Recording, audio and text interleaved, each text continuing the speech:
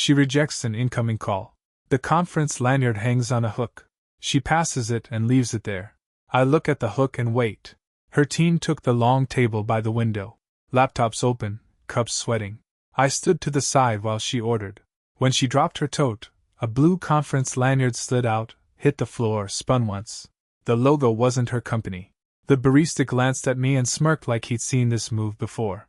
A coworker bent fast, palmed the badge, and tucked it into his blazer pocket like it belonged to him. He said, "You're set for noon?" She nodded without looking at me. I stepped in enough to be heard. "Keep me in the loop." She tapped her phone, eyes on the screen. "It's work stuff, don't stress." She let a rideshare confirmation flash, noon pickup, offsite name cut off by her thumb. I let the pause sit. She stepped closer than usual, palm to my forearm, a pat meant to close the topic. The team watched how I handled it. I didn't give them anything. "What's the new logo?" I asked. "Just a partner," she said, "same training." Her coworker broke eye contact and reached for his drink. She added a light laugh for the table, something about calendars being a love language. Power sat with her, their faces took her cue. I looked down where the lanyard had fallen. The date stamp had printed on the card sleeve. Friday, noon to late. I filed it without staring. Another coworker slid a pastry to her. He said, "Big week ahead?" She said, "Bigger if we nail it."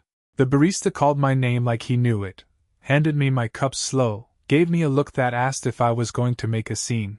I wasn't. I said, "Text me if timing changes." She said, "Shouldn't, we're tight." The word tight didn't match the new logo or the coworker pocketing her badge, but she held eye contact until I looked away first. I didn't give her the win twice. On my way out, I caught the badge edge peeking from the blazer. Blue cord, VIP hole punch. The coworker pushed it deeper like he noticed me notice. I didn't push. I opened my calendar and blocked noon to close, 2 words, offsite, blue. She waved me off with that same easy hand, team leaning toward her. Someone asked about tomorrow's plans. She said, "We'll see after the offsite." I let the door swing behind me and set a reminder for noon. The day had a center now. I marked it and moved. Brunch ran loud and easy. Her crew took the corner table, phones out, hands waving over plates. She ran the middle of it, shifting plans like it was part of the menu. She said, "Dinner will have to be late, work thing might run over." Someone whistled. Someone said she finally joined the upgrade club. A server laughed without meaning to. The blue cord looped out of her tote on the chair back, a small wave in all the talk. She didn't tuck it in. She thumbed her phone, screen tilted, scrolling fast. Ship to office, blazer, rush. The points balance dipped and flashed green. She smiled at the table, not the screen. I watched the confirm line briefly, upgrade voucher applied. The word Harborview blinked and then slid away under her thumb. I said, "Which hotel?" She didn't look at me. She said, "Standard downtown." The table chimed about club floors and robed photos. She lifted her glass and said, "Don't gas me up, it's just work." I didn't correct her wording.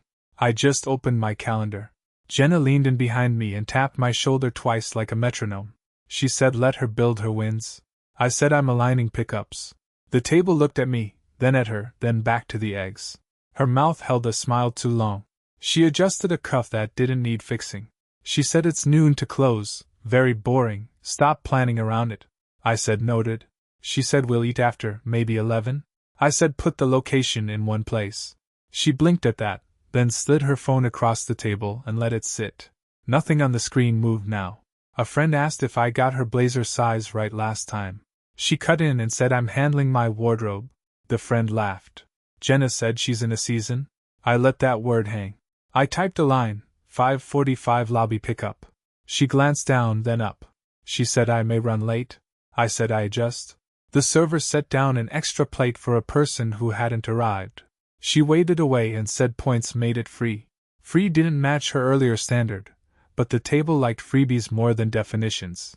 I watched a coworker name pop up on her phone and leave just as quickly. She flipped the device face down, then slid it back toward her tote. The blue cord brushed her wrist. She didn't notice. Jenna told a story about airport lounges and getting turned away in flat sneakers. The table roared. My wife fixed on that and said, "Mine lets guests in." I checked. She caught herself, then softened it, "if I ever needed to." The "if" didn't belong, not after standard downtown. A friend clocked it and took a slow sip, eyes on me. I didn't give him anything. She reached under the table and tapped my knee twice, a small rhythm pretending to be a kindness. I let the pauses stay. She said, "Don't stress, it's all booked." I said, "I'm not stressed." She waited for a change on my face that didn't come. Someone asked about tomorrow's dinner, and she said, "We'll see after the offsite." Same line as yesterday. Different room, same placement. I sent myself a note, Harborview, verify. No alarms in the gesture, just order. The friend across from me watched my thumb move and looked away like he hadn't. When the check came, she caught it, points again, quick hand, no debate. The server said, "Love a woman who owns her schedule." The table toasted nothing in particular. She raised her glass without looking at me. I stood and pulled her chair back an inch, enough space for her to step out first. She did. At the door she said, "Don't hover at my lobby, I'll text." I said, "I'll be at the lobby." Jenna opened her mouth. I lifted a palm without turning. "I'm stating logistics," I said. Jenna nodded to the floor like that made sense. "It does." Outside, she booked a rideshare for noon, thumb moving in practice loops. I watched the pickup pin hit her office, not the training site I'd saved. The car ETA ticked down. She patted my arm like it was settled and fell in with her friends. I locked the pickup time and walked the opposite way, leaving them the sidewalk and keeping the next move clean. I was in her lobby before noon. Security nodded like I belonged. The revolving door kept spinning her people in. She came through with two from her floor, blue lanyard hanging out of her blazer pocket like it forgot to hide. Her coworker spotted me, then looked past me. "See you at Harborview rooftop, not the training room," she told my wife, like a correction she wanted out fast.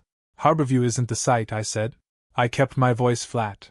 "It's networking," she said, already waving the coworker toward the elevators. The coworker glanced at the lanyard, then at me, then down at her shoes. She walked. She adjusted the lanyard without looking at it. Small tug. Pocketed it deeper. I let the pause sit. The desk clerk pretended not to listen. "You don't have to wait," she said. I said, "I'm here for the pickup time you set." Her phone lit.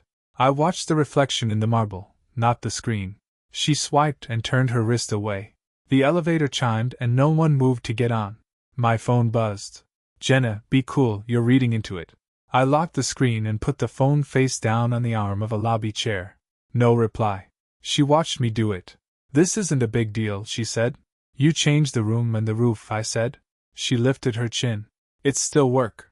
She added, "Don't make a scene," under her breath, but there wasn't a scene. Just carpet, glass, the click of a heel somewhere above us. Her coworker reappeared, saw us, took the stairs instead. Micro flinch, then gone. The blue lanyard edge had slipped back into view. Different logo, same blue. I stepped a half pace aside and opened the door for her like any other day. "After you," I said. She didn't move. She checked the time. "I'll go up first, you can meet me curbside at 12, she said. "Copy," I said. I let the door close. The bellman pretended to arrange umbrellas. Power shifted off her rhythm just a notch. She felt for it and reset. In the quiet, another buzz family thread. Her sister, dinner tomorrow, our place, 6:30. Her dad sent a thumbs up. I typed in, "I'm in." She added, "Might be late, offsite." I replied, 6:30 works. She saw my screen as the elevator opened. "We good?" she said. "We're scheduled," I said. She nodded like that sealed it, then stepped in and disappeared behind Chrome. I set a reminder for Harborview and let the family dinner lock the next move. Her sister's dining room was full by 6:30. Coats on chairs, plates already sweating. I was on time. She came in 7 minutes late, toad on her shoulder, the blue lanyard peeking out like a loose thread. Her sister kissed her cheek and said, "Traffic, sure." Her dad shook my hand and checked my face like it might have news. In the kitchen she brushed past me for water and said, "Keep it smooth." I said, "I'm consistent." She nodded at that and set her phone face down on the counter. The screen buzzed twice anyway. We took our seats. Her sister stood with a stemmed glass and said, "Here's to the next roll," and a relocation preview. The table made a soft cheer. I said, "First I'm hearing that." Her sister blinked, looked at her. She smiled calmly and said, "It's early, nothing final?" Her dad clapped anyway. Eyes swung back to me. I kept my shoulders level. Under the table, her knee nudged mine like an edit. I didn't move it. The lanyard slid out a little more from her tote and brushed the floor. Behavioral clue louder than her word. Early. Jenna's name slid across my lock screen, Keep the room light. I let the message sit. Her sister had party favors. Cookies with skyline icing, little boxes tied blue. A cousin asked, do we have to learn new zip codes? She said, local enough? That was the first contradiction. Across from us, her aunt whispered, so proud, and passed the salad. I stood to refill water. When I sat back down, I said, what city? She held the calm smile and said, local enough again, same words, slower. Her dad watched my hand instead of my face. I took a slow sip. That gave the room something to copy. Plates moved. Someone joked about spare bedrooms. The cousin at the end tapped a flyer against his palm and said, by the way, Charity Mixer Friday, the Harborview sponsor, her crew's running it. He waved the flyer, put it by my plate. Harborview again, not a training room, not an offsite. She reached for the flyer, then thought better and let it rest there. Small retreat. I picked it up and read the header. Same logo as the lanyard, blue and clean. I asked, what time are you on? She said, still forming the schedule. Another soft hedge. Her dad poured me a finger of wine. He said to steady hands. I raised the glass. Across the table, she watched the flyer in my hand instead of my face. I said, I'll stop by Friday, support the charity. She said, it's crowded? I said, I navigate fine. No shift in tone. The table heard it as logistics. Jenna's next text hit, don't make it a scene. My phone stayed face down. I didn't need a scene. Dessert came early. Her sister cut slices with a grin and said, to choices, near or far. I kept the toast nod to a minimum and took a picture of the flyer. She saw the camera and held my gaze a second longer than usual, like she was measuring my next step. I stacked plates when we finished and thanked the host. On the way out, she rested a hand on my arm and said, we'll talk later. I said, I'm scheduled. The lanyard knocked against her tote again when she turned. I set a reminder for Friday, Harborview, Charity Mixer. I didn't ask for an invite. I marked the time and let the door close behind us. Harborview was already stacked with name tags and donor smiles. A jazz trio kept the room light. I came in on her left. Nolan saw us first and closed the gap like he'd been tracking her path all night. He said, long time, same plan as before. She didn't look at me. She said later, then leaned past him for a flute off a tray. Her blue conference lanyard sat on a chair with a VIP ribbon looped through it. She'd said standard downtown. The ribbon said otherwise. A volunteer tried to move it. I slid the lanyard back to the seat and read the event mark. Different logo again. Jenna surfaced with a donor guide and took my space beside her. She said network, not nitpick. She adjusted a cuff that didn't need adjusting and smiled at Nolan like she knew the punchline. I let my hands stay at my sides. The circle tightened. I didn't. I asked Nolan which plan we were revisiting. He checked her before answering. He said, same breakout, same faces. She said, it's just catching up, then faced the room and waved at a director she didn't wave at last year. I let the pause sit. She waited for me to fill it. I didn't. Private step. She pressed a fingertip into my sleeve, quick and light, a keep moving signal. I tapped the lanyard ribbon once and let my hand fall. The color matched the header on the conference flyer I'd photographed at her sister's. A staffer with a clipboard swung by. I asked where the coordinator was. Jenna said, relax, this isn't your floor. I told her I needed a contact for HR to update emergency info. No heat. Just task. The staffer pointed me to the registration desk. The coordinator introduced herself with a practiced smile. I said, I need your HR contact to update emergency details for my wife. She heard me from 10 feet away and came in fast, soft voice. She said, unnecessary, she'll handle it Monday. I said, I prefer it current. Nolan drifted back a step. Jenna went quiet in place. The coordinator asked for my email. I gave it. She typed it twice. She said, I'll send a quick note and loop everyone. Good. Keep it simple, I said.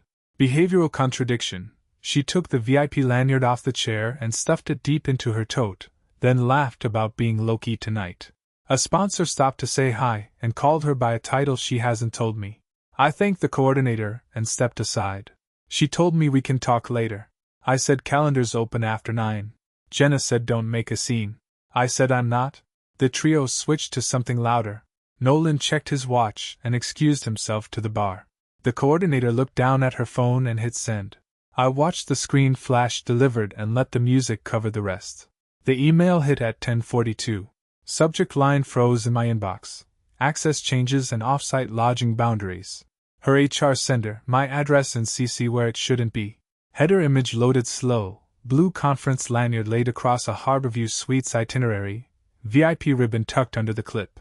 Across the bullpen, chairs scraped. 2 analysts argued over a dashboard. I opened the PDF. Bullet points moved clean, emergency contact updated, remove spouse of record, all inquiries routed through employee, company paid lodging, sponsor floor access, no guest exceptions. A thumbnail map showed Harborview rooftop, not a training room. She told me standard downtown, on points. Admin talk, don't stress. The memo said company block, upgraded, controlled access. I hit print. Paper slid warm into my hand. Brett from Ops passed my desk, saw the header photo, raised an eyebrow. He asked everything good. I said wrong CC, clearing it. He laughed once, kept walking. I texted her. I said they sent me your HR notice. She came back fast. Delete it, it's private. I said noted. She typed, ... stopped then. I set boundaries so this doesn't get messy. I said boundaries are clear now. My screen flashed another ping.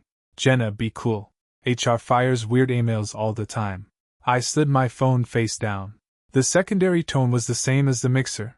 Don't make a scene, keep it light, keep it off the table. I didn't reply. I read the memo again. Under. After hours. A line. Leadership circle. Terrace access sponsor hosts. They used Nolan's division logo on the footer. The same logo that wasn't her company, printed on the lanyard. I watched her stash like it was nothing. I called her. She picked up but didn't say hello. I said the Harborview rooftop is not a training site. She said it's networking. I told you? I said you removed me as emergency contact before you told me anything. She took a breath I could hear. She said I needed space to move. You keep pressing? I let the silence sit. She asked, are we done? I said for now. Brett swung back with 2 coffees he didn't need. He set one on my desk, a small check-in disguised as a favor. He said big week. I said scheduled. He pointed at the printer tray where a second page waited. I took it and slid both sheets into a manila folder. He watched my hands, then nodded at my calendar. He said happy hour still on? I said confirming. Private beat then. Choice, not heat. I opened the group thread we use with her circle. The last plan was hers. I scrolled past the photos from the mixer. Her lanyard smiled from the edge of one frame, VIP ribbon showing. I dropped a pin for a neutral place they all use, early slot 6:30. I said locking this for tonight. Jenna hearted it, then added let's keep it social. I said it's social. Her name popped into the thread. She said I can swing by but not long. Nolan reacted with a thumbs up and a clock. The office hummed behind me. The folder edges tapped once under my palm. Behavioral contradiction stacked itself in small lines. She told me standard, then moved to sponsor floor. She said low-key, then wore a VIP ribbon. She said nothing final, then HR used words like access and boundary. I didn't add commentary. I marked the next step. My phone buzzed again. Her one-on-one calendar status flipped to out of office at 3, then back to busy. She texted don't bring that email to a bar.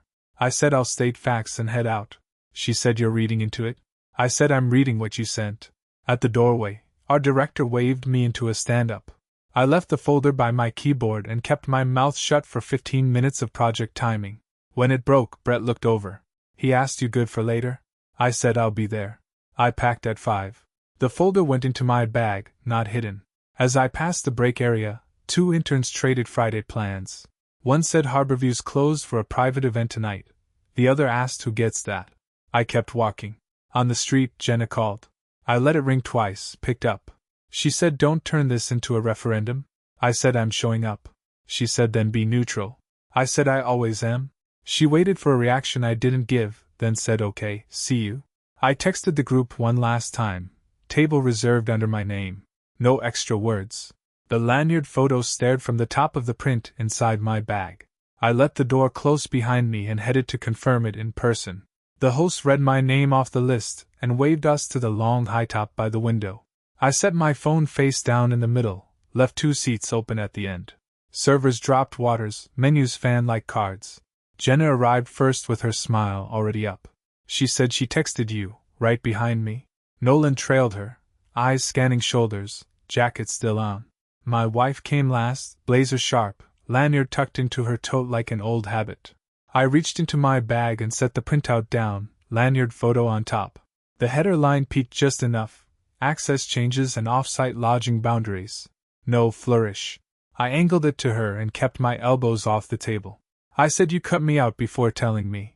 She said I felt managed, so I set boundaries. Jenna leaned in, elbows on polished wood. She said let's not make this a scene, we're celebrating new lanes. I lifted a palm without looking at her. I said I'm stating facts.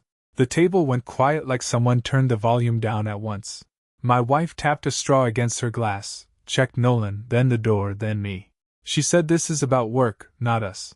Nolan adjusted his watch and found the specials board interesting.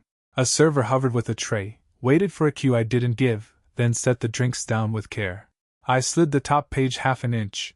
The photo showed her blue lanyard with a VIP ribbon clipped on. I said standard downtown, right?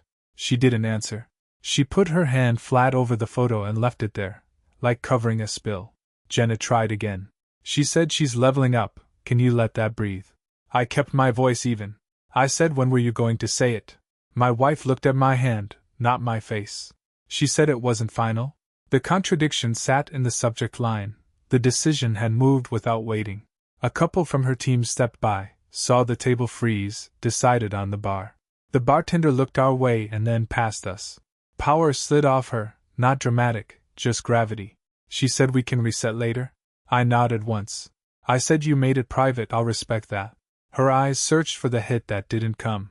Silence did the work. Nolan patted her shoulder, then stepped back. He said I've got a call, catch you. He didn't bring his drink. I folded the print, tucked it away. The blue lanyard on the photo had been enough. I asked the server to keep the tab open under my name. Small move. Clear mark. Around us, side conversations sparked back, cautious at first. I posted one line to the group chat under the table. Cookout at mine tomorrow, 6. No tag, no emojis. Phones buzzed in pockets. Heads tilted to screens. Jenna saw it, flicked a glance at my wife, then at me. I didn't fill the space. She gathered her tote, stood like she might leave, then sat again. She said let's just enjoy the night. I said enjoy it. I lifted my glass and let the clink find its own volume. The room adjusted around the news center. I didn't chase. I paid attention and let the plan set. By 6, the gate was open and the yard filled itself. Neighbors came through in pairs, coolers under hands. A dad I run into at drop-off nodded once and said steady move last night. I said kept it simple and handed him the tongs. He held them like a flag and stayed close. Kids cut across the grass. A couple from up the street asked if I needed ice. I said inside, second shelf. Music stayed low. People greeted me first, then looked for her. She came 20 minutes in, sunglasses still on, a store bag with a plastic salad. She set it by the chips and patted the bag like it was homemade. Jenna waved from the driveway and then looked past me to the grill. No walk up, no commentary. Small change. My wife stepped closer than usual. She said we can reset later? I said I'm good. She waited for a longer answer. I let the sizzle cover it. A neighbor asked about the marinade, saved me an excuse to turn away. Power moved with the serving line. Phones buzzed. Group chat lit up with an after-deck plan around 9. Names stacked in a neat block. Mine on it. Hers not. Jenna typed, paused, cleared it. The dots died. She looked at my wife, and then down at her drink. Interference turned into distance. That read landed. Inside for plates, I passed the hall table. Her tote sat open, receipts like sailcloth. The blue conference lanyard lay coiled under a compact umbrella. No VIP ribbon now. The plastic sleeve had a crease where it had been removed. I lifted the lanyard and hung it on the hall hook. It swung once and faced the door. Private move. Clear placement. Back outside, the dad handed the tongs back without a word. People had formed a loose line by the grill, eyes at me for pace. My wife laughed at something Jenna said and then stopped when she saw no one else joined. She took a long pull from a can she doesn't usually touch. Contradiction in brand and story. She told the neighbor on her left it's just a busy week, nothing dramatic. The neighbor nodded and changed the subject to schools. She drifted over again. She said can we talk after everyone goes? I said schedule's full? Her mouth pressed, then she smiled at the group, wider than needed. Nolan wasn't here. His name slid in the chat for the afterdeck, then slid out. Someone else added lawn games. I marked the time with a yes. No tags, no extras. Jenna came near enough to be heard but not pulled in. She said big turnout? I said invite was clear. She shifted her cup to her other hand and pivoted away. Her lane shrank without me asking. She knew where the wind moved. A kid ran in from the hall and said cool necklace in there. My wife glanced toward the door, then over at me. She said you put that out? I said it lives there. She didn't answer.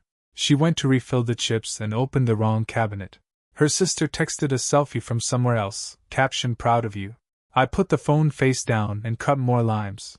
Plate stacked, char done. I set 2 serving spoons where people could reach without asking. A neighbor dad clapped my shoulder once and said smooth host. I said on time helps. The yard relaxed into my timing. She stood near the gate with Jenna, both of them half-turned, waiting on a cue that didn't come. Sun dropped behind the fence. I rinsed the tray and swapped the trash bag. She tried again, softer. She said later, okay. I said I'm set. The pause went long and stayed clean. Someone called my name from the lawn. I answered and moved. I kept the lid closed and the hour marked. The lanyard stayed on the hook. The thread of the night held where I set it. I kept my calendar tight and let their eyes catch up.